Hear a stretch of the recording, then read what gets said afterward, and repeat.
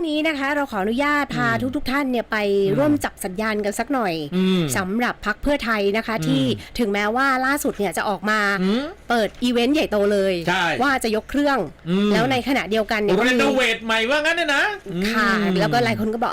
ยกกี่โมงแต่ในขณะเดียวกันเนี่ยมันก็มีอีเวนท์ที่เกิดขึ้นพร้อมๆกันหลายพรรคการเมืองแล้วก็รวมไปถึงอีเวนท์ที่ซ้อนกันในขณะที่กำลังขานชื่ออยู่ที่พรรคเพื่อไทยสมาชิกหายไปอยู่กับอีกที่หนึ่งไปสวมเสื้ออยู่โอ้โหก็ขิงกันหน้าดูเลยเนี่ยนะนี่มันกำลังจะเลือกตั้งเร็วๆนี้แล้วหรืออย่างไรนะคะมาจับสัญญาณกันดีกว่าค่ะว่าล่าสุดเนี่ยหลังจากที่พรรคเพื่อไทยเนี่ยที่เขาใช้คำว่าเลือดไหลไม่หยุดก็คือสสไหลออกไปไม่หยุดนะคะแล้วเมื่อวานนี้ก็มีคนจับภาพได้คือแบบเป็นตัวตึงทั้งนั้นเลยนะคะท่านนี้จะว่ายังไงนะคะฝนตกด้วยเขาบอกหน้านี้หน้าฝนงูเห่าชุกว่างั้นเนี่ยนะไปคุยกับผอ.สถาบันวิเคราะห์การเมืองและนโยบายนะคะรองศาสตราจารย์ดร.ธนพรศรียากูลตอนนี้อยู่ในสายกับเราแล้วสวัสดีอาจารย์จ๊ะค่ะสวัสดีครับอาจารย์ครับสวัสดีครับนายเหงาสวัสดีครับคุณอุ้มผมว่าแชร์เล่าข่าวเด็ดเนี่ยยกเครื่องก่อนเลยดีไหมทำไมคะเพราะว่าตั้งหัวข้อทีไรเรียกทัวร์ทุกทีต้องยกเครื่องแชร์เล่าข่าวเด็ดก่อนเดี๋ยวก่อนไปเรื่องอื่นผมถามเรื่องส่วนตัวนิดนึงจะไปเรียนวปอกับเขาไม่เนี่ยอาจารย์เขามีชื่อแล้วเนี่ยหลังจากผมไปฟ้องศาลปกครองแล้วก็พรมท่านก็คืนสถานภาพให้ก็ต้องไปเรียนแล้วครับเดี๋ยวแล้วครมชุดไหนครมชุดไหนคืนให้ครมชุดนี้นะครับวันอังคารนี่แหละท่านนายกเดอะแพทตี้ออดการนุทินเนี่ยแล้วก็อาจารย์กรศักดิ์ท่านคืนติดให้ก็ขอบคุณนะครับที่ท่านยึดมั่นในหลักการนะครับก็จะต้องไปรายงานตัวเรียนนะครับเดี๋ยววบก็คงติดต่อมาครับครับผมจบเปลาะนี้ไปละยินดีด้วยกับอาจารย์นะอาจารย์เรายังไม่ได้คุยกันเลยค่ะหลังจากที่เพื่อไทยยกเครื่องอาจารย์อาจจะเดินสายมาเยอะแยะมากมายหลายรายการจะเอาเครื่องเรือหางยาวมาขับเรือเยี่ยมจุ้นเนี่ยคุณอุ้มวันนี้เนี่ยผมมาอัปเดตเอาแบบสุดๆเลยดีกว่าเลยนะครับคือไม้เด็ดในการยกเครื่องเนี่ยครับมันไม่ได้อยู่ที่หัวหน้านายน้อยมาพูดหรอกนะครับเพราะหัวหน้านายน้อยเนี่ยวันนี้เนี่ยนะครับข่าวร้ายคือปปชเขาเพิ่งแถลงว่าคดีไต่สวนนายกนายน้อยเนี่ยเดินหน้าแน่นอน144ใช่ไหมนะครับถูกครับแล้วก็เป็นคดีอาญาด้วยกรณีคลิปอังเคิลนี่แหละนะครับเพราะฉะนั้นต้องบอกว่าหัวหน้านายน้อยจะพูดอะไรเนี่ยมันไม่ได้เป็นแก่นสารหรอกนะครับเพราะว่าท่านยังต้องไปต่อสู้คดีความอีกเยอะจบไป1เรื่องแต่ที่มันเป็นน้ำเป็นเนื้อเนี่ยนะครับมันมี2อย่างอย่างที่1ก็คือว่าไอ้ตำแหน่งผู้อำนวยการเลือกตั้งเนี่ยนะครับตั้งแต่เป็นไทยรักไทยมาจนถึงเพื่อไทยไม่มีการประกาศตำแหน่งนี้อย่างเป็นทางการมาก่อนเลยนะครับรอบนี้เปิดตัวคุณสุริยะก็แปลได้เลยว่า1นะครับสสเพื่อไทยที่เลือดจะไหลต่อเนี่ยก็คิดดูสักหน่อยเพราะคุณสุริยะเนี่ยก็คือผ้าก๊อซซับเลือดที่มีความอบอุ่นไม่แพ้ผ้าก๊อซยี่ห้ออื่นยิ่งกว่าแอปเป๋าตังเลยใช่ไหมแน่นอนระดับดิจิตอล10,000เลยก็เรียกว่าไม่ต้องมาถุงเงินติดมาพลัสให้มันปวดหัวก็เรียกแอปถุงเงินเลยนะว่างั้นนะแต่นะครับคุณสุริยะก็ต้องพิสูจน์ตัวเองก่อนนะครับว่าเลือกตั้งซ่อมที่เมืองการเนี่ยนะครับจะใส่หมดแม็กขนาดไหนนะครับจะใส่แบบมีบ้านขายบ้านมีรถขายรถขนาดไหนสสเขารอดูอยู่โอ้ถ้าเมืองการนี่ไหลออกอีกเนี่ยน่ากลัวนะดูนั่นเหงาสุรินทร์ไปแล้วสีเกตไม่ใช่สุรินทร์ก่อนไปพวกบ้านใหญ่เนี่ยเขายังไม่เชื่อนะเพราะถ้าบ้านใหญ่เชื่อเนี่ยจะเห็นภาพคุณเกลียนไปที่โรงแรมพูแมนทำไมนะครับเพราะฉะนั้นอันนี้เขารอคุณสุริยะพิสูจน์ฝีมือนะครับแต่ที่น่าสนใจอันที่2คือหัวหน้านายน้อยบอกว่าแคนดิเดตเพื่อไทยรอบนี้ไม่มีชินวัตรนะครับผมบอกให้เลยนายกนะคนดังต่อไปนี้มี3คนดังต่อไปนี้ครับคือคนที่1ก็คือสุริยะจึงรุ่งเรืองกิจนะครับแน่นอนครับชื่อเสียงระดับหัวใจนายหญิงเนี่ยอันนี้การันตีความอบอุ่นแน่นอนเล่นกันแต่ว่านะครับสสจะเชื่อหรือเปล่าเนี่ยเขารอดูผลการเลือกตั้งซ่อมที่เมืองการที่ดวลเดี่ยวๆนะครับเหมือนกับเซียนพระ2คนเขาฟาดกันนะพี่บอยกับโอ๊ตนะครับคนที่2เนี่ยอันนี้กาหัวเลยนะครับวราวุฒิศิลปะอาชาครับ ผมเล่าให้ฟังนะครับว่าตอนนี้เนี่ยพรรคเพื่อไทยเนี่ยไปจีบคุณวราวุธอยู่นะครับแล้วก็ไม่ได้จีบคุณวราวุธคนเดียวด้วยจีบคุณประภัสโพธสุทนด้วยมันก็ต้องแง่แล้วครับตอนคุณวราวุธมาเนี่ยถึงขั้นยุบเลยนะพรรคคุณวราวุธแล้วเดี๋ยวก่อนสินักเหงาใจเย็นๆกันยุบอย่างเดียวซาดิสจังเลยอะนักเหงาอะต่อเขาไปจีบคุณวราวุธมาเป็นปาร์ตี้ลิสต์อันดับ3นะครับผมบอกอันดับเลยนะครับแล้วก็คุณประภัสเนี่ยนะครับก็เป็นปาร์ตี้ลิสต์ในอันดับที่เป็นสสแน่นอนคราวนี้ก็ถามว่าแล้วพรรคเพื่อไทยหรือคุณวราวุธเนี่ยใครกำไรกว่ากันนะครับต้องบอกว่ากำไรทั้งสองฝ่ายหนึ่งนะครับดีลนี้เนี่ยเป็นดีลที่ลงตัวหนึ่งคุณวราวุธต้องถือว่าเป็นรัฐมนตรีน้ำดีในรัฐบาลที่แล้วใช่สองเพื่อไทยเพิ่งบอกช้ำมาจากกรณีคลิปอังเคิลถามว่าตอนคลิปอังเคิลโด่งดังเนี่ยรัฐมนตรีของนายกนายน้อยมีใครครับไปสปีกอังกฤษด่าอังเคิลได้เหมือนกับคุณท็อปวราวุธไม่มีครับไม่มีตอนนั้นในฐานะรัฐมนตรีพัฒนาสังคมเนี่ยคุณท็อปออกคลิปพูดอังกฤษแบบไม่ติดขัดไหลเลื่อนช้าเป็นกระจุยไม่ต้องอ่าน iPad ถูกเพราะฉะนั้นแล้วเนี่ยคุณท็อปวราวุธมาเนี่ยอันเนี้ยมันตอบโจทย์เรื่องที่พรรคเพื่อไทยเที่ยงพร้ำเรื่องคลิปอังเคิลและ3อย่าลืมนะครับนักเหงาก็ทราบดีว่าคุณพ่อคุณวราวุธเนี่ยสนิทกับนายใหญ่ขนาดไหนใช่ท่านบรรหารกับคุณทักษิณจบไหมครับลงตัวไหมครับแล้ว4นะครับถ้าคุณท็อปวราวุธจะเป็นนายกรัฐมนตรีหรือรัฐมนตรีกระทรวงใหญ่ๆนะครับเช่นมหาดไทยเช่นคมนาคมเช่นเกษตรเนี่ยไปอยู่พรรคชาติไทยพัฒนา10 เสียงเนี่ยมันจะได้เป็นไหมล่ะมาได้ไม่ได้แต่ทางการเมืองมันเป็นไม่ได้นะครับอาจารย์ข้ามเนี่ยเสนอสนองตรงกันนะครับอาจารย์ข้ามชื่อของหลานลูกเขยไปเลยเหรอคะอาจารย์ยังครับคุณณัฐพงษ์เนี่ยมาได้ดีที่สุดก็คืออันดับ3นะครับแม้ว่าหัวหน้านายน้อยจะบอกว่าจะไม่มีชินวัตรซึ่งก็ถูกเพราะคุณณัฐพงษ์ก็ไม่ได้นามสกุลชินวัตรนะครับ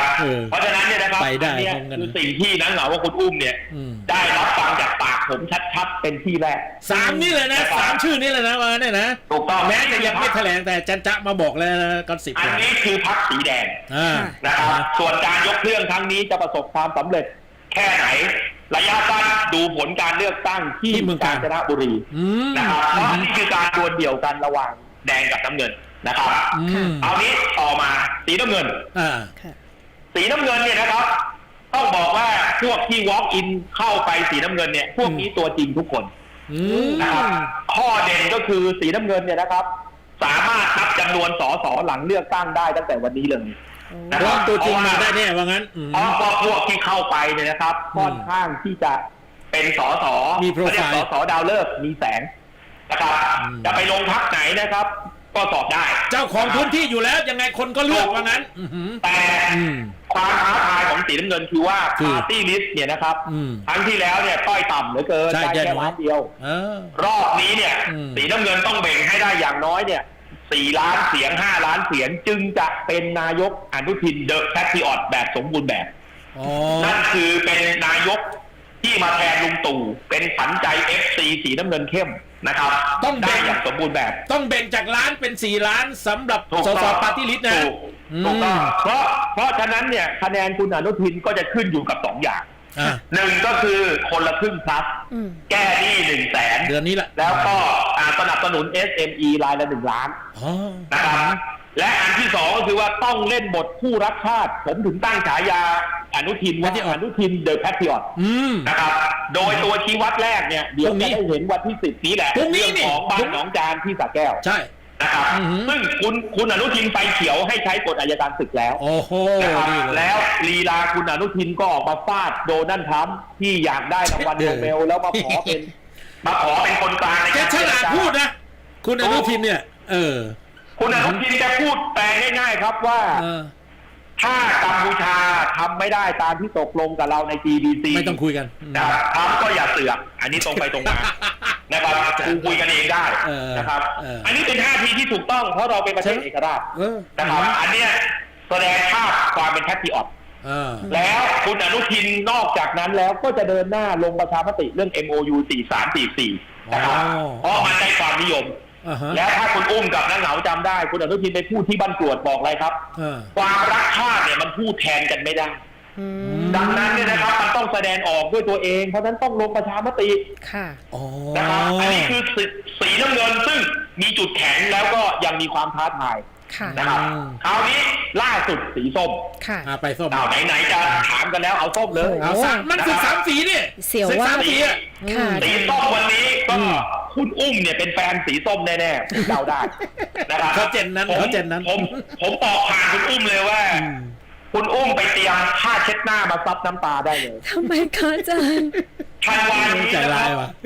สีส้มจะต้องได้รับของขวัญปีใหม่จากปปชแน่นอนอาจารย์แต่ทีนี้มันจะมีผลอยู่เหมือนกัน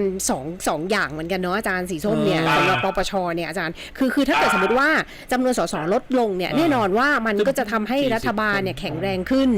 แต่ถ้าเกิดสมมติว่าเขาไม่โดนมันก็จะเหมือนกับที่เขาล่ำลือกันว่าดีลกันมาใช่ไหมล่ะผมจะบอกว่าโดนครับไม่ต้องห่วงไม่ดีลแต่โดนใช่ไหมโดนครับเพราะว่าครับรัฐธรรมนูญฉบับนี้เนี่ยนะครับเขาพิทักษ์รักษา3เรื่องสำคัญใครไปแตะต้อง3เรื่องนี้ไม่ว่าพวกไหนมีอันเป็นไปทุกคน1อธิปไตยของชาติใครไม่รักษาอธิปไตยมีอันเป็นไปตามรัฐธรรมนูญโดยรัฐธรรมนูญฉบับนี้ข้อ 1เลยจริยธรรมนักการเมืองใครผิดจริยธรรมโดนหมดต่อให้เป็นพวกเดียวกันก็ต้องโดนนะครับและ3นะครับก็เรื่องเกี่ยวกับสถาบันนะครับมาตรา1มาตรา2เนี่ยนะใครไปยุ่งเกี่ยวใครไปแตะต้องโดนเช่นเดียวกันหมดเลยแล้วก็ไม่มีข้อยกเว้นผมถึงบอกคุณอุ้มไงว่าเตรียมน้ำตาเตรียมทิชชู่ไว้เลยชอบจะจริงๆอาจารย์นี้เนี่ยเสียน้ำตาแน่นอนครับคุณอุ้มเสียใจด้วยนะครับอาจารย์เดี๋ยวทุกคนเข้าใจอุ้มผิดไปหมดแล้วโอ้โหก็อยากจะเรียนนะว่าสีน้ำเงินโทษสีส้มเนี่ยไปเตรียมแผน2ได้เลยไปเตรียมแผน2เลยคือผมจะบอกว่าพวกสีส้มเนี่ยข้อเด่นก็คือว่าเขามีแผนรองรับไว้แล้วนะครับแต่ก็ต้องบอกแฟนสีส้มตรงๆว่าอย่าได้ไปคาดหวังว่าจะรอดจากเรื่องนี้นะครับอันนี้เราคือเราตรงไปตรงมา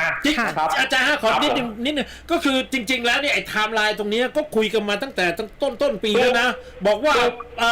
มกรา69เนี่ยยังไงก็โดนเนี่ยใช่ไหมแต่ว่าเราลืมไปเพราะว่ามีกรณีเรื่องของอังเคิลมีกรณีเรื่องของการเปลี่ยนนายกแต่จริงๆเนี่ยเขาพูดกันมาเป็นปีแล้วนะถูกไหมอาจารย์ก็ถูกฮะก็ผมก็เคยพูดกับนักเหงาในรายการนี้แหละคุณอุ้มก็คงได้ยิน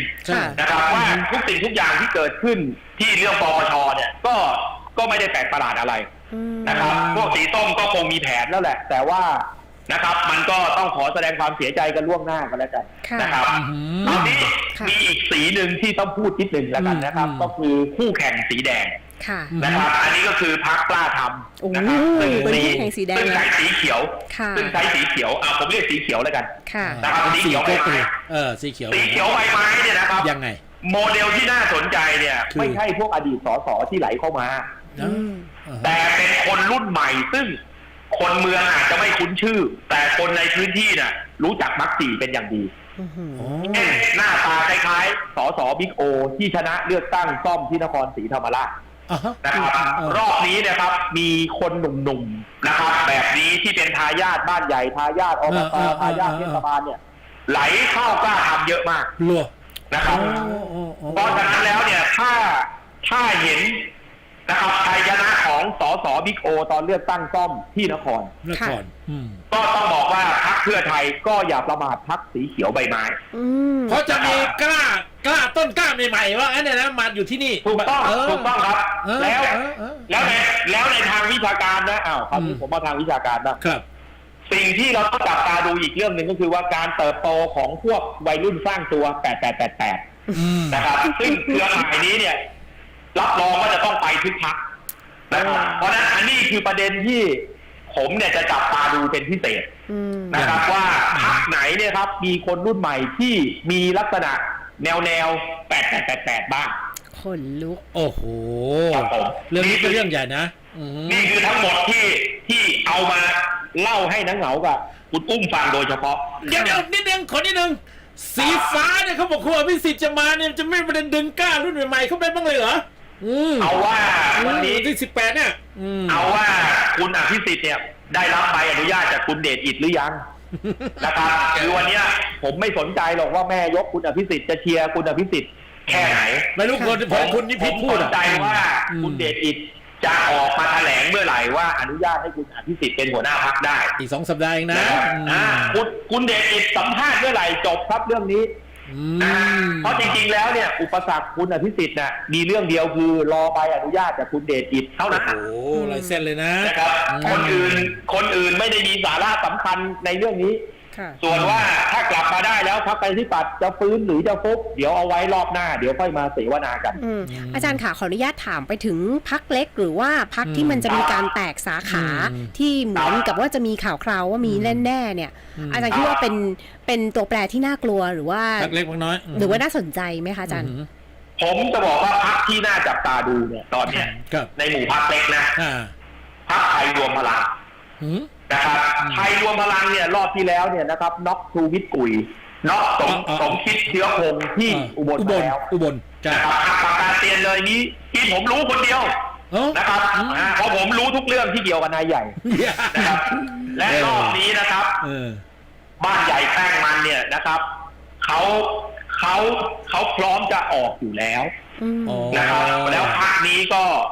อยู่ในเครือข่ายก็เป็นพรรคของบ้านใหญ่แป้งมันเขาอยู่แล้วนะครับเพราะฉะนั้นถ้าบ้านใหญ่แป้งมันออกจากเพื่อไทยมาไทยรวมพลังก็ไทยรวมพลังก็จากพรรค2 เสียงก็จะกลายเป็นมีน้ำมีนวลกลายเป็นพรรคแตะ20 กว่าทันทีนะครับแล้วการส่งกำลังพรรคนี้เนี่ยต้องบอกเลยนะครับถ้าคุณอุ้มกับน้าเหงาได้เดินไปที่ทำการพรรคนี้เนี่ยนะครับต้องบอกว่าอุณหภูมิเนี่ยนะครับเย็นสบายครับไม่ต้องห่วงนะครับน้ำใสไหลเย็นอยู่สบายนะครับแล้วก็มีกาแฟมีน้ำสะอาดให้ดื่มมีของว่างไม่ต้องไปวุ่นวายกับใครไม่ต้องไปแข่งขันกับใครแต่ว่าอยู่แล้วเย็นสบายว่างั้นถูกต้องซึ่งพรรคแบบนี้นะครับคือพรรคที่บอกว่า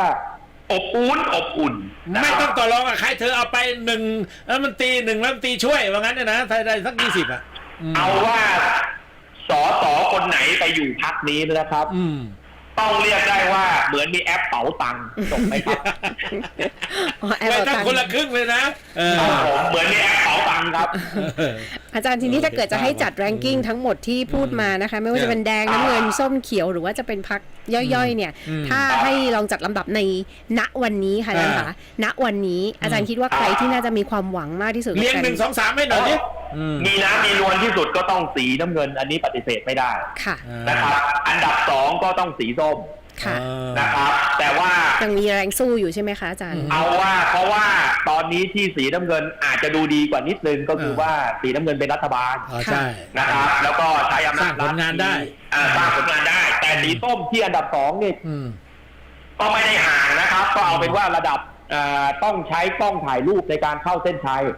แล้วสีส้มก็ยังมีวิบากกรรมเรื่อง25 สสนะครับส่วนที่เหลืออยู่นะผมให้เท่ากันหมดแหละนะครับจะเป็นสีแดงจะเป็นสีเขียวใบไม้ซึ่งเขาคู่แข่งกันอยู่แล้วแข่งกับเขียวนะครับส่วนพร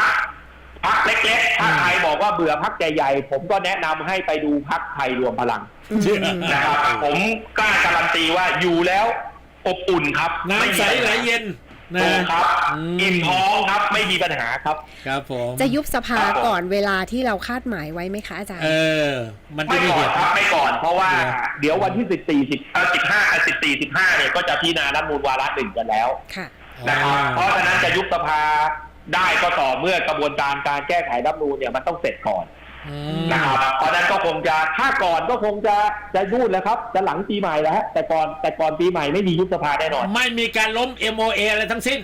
ไม่มีแล้วครับแล้วอภิปรายไม่ไว้วางใจก็อย่าไปเพ้อเจ้อเลยครับไม่มีครับสีแดงนะครับตามรัฐธรรมนูญเนี่ยเขาบอกว่าจะอภิปรายได้เนี่ยต้องมีสสเซ็น1 ใน 5ใช่นะครับก็ประมาณ100 คนคำถามคือไอ้ที่เห็นวันก่อนในอีเวนต์ยกเครื่องนะมันจะถึงไหมจะเป็นจริงเหรอจะเป็นครบ100จริงเหรอก็ขนาดว่าที่นายกของเพื่อไทยบอกอยากได้200ใช่ไหมก็ผู้สมัครเกรด A ยังมีแค่185นะมันจะไปเปิดอภิปรายอะไรได้ นะครับแ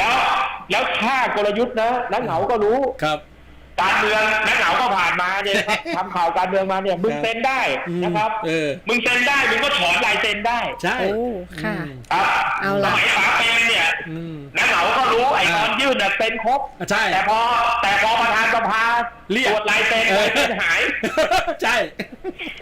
โอเค ได้ค่ะอาจารย์ค่ะวันนี้หมดเวลาพอดีเลยขอบพระคุณอาจารย์มากๆเลยนะคะ ขอบคุณมากครับอาจารย์ครับ ขอบคุณค่ะ